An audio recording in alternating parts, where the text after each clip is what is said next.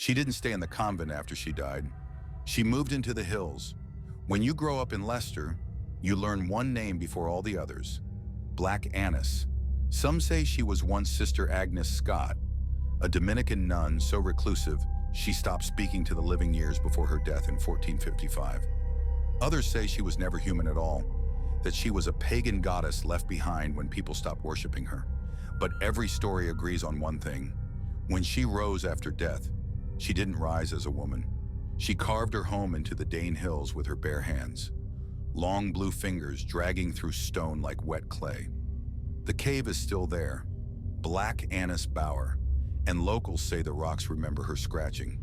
Children whisper that her skin has turned the color of midnight frost, that her eyes shine bright yellow like candle flame behind smoked glass, and her claws, long enough to scrape bone clean. Parents used to hang herbs on their windows, because after sunset, Agnes wandered. She could smell children from a mile away, and she ran faster than anything that looked that old had any right to run. There's a story about a boy named Henry, the kind of child who didn't believe in monsters, until he heard something dragging its claws across his windowsill. Slow, deliberate, hungry. He told himself it was branches, wind, anything else, until Black Agnes whispered through the glass, low, shaking, almost amused, "Let me in, little lamb."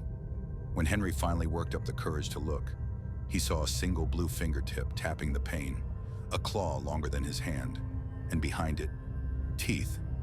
Henry never opened the window. But not everyone in Leicester was as lucky. Black Agnes doesn't knock, she waits. And when you finally convince yourself she isn't real, that's when she drags you into the hills. Follow for more tales you shouldn't hear, and comment if you want the story of the boy who did open the window.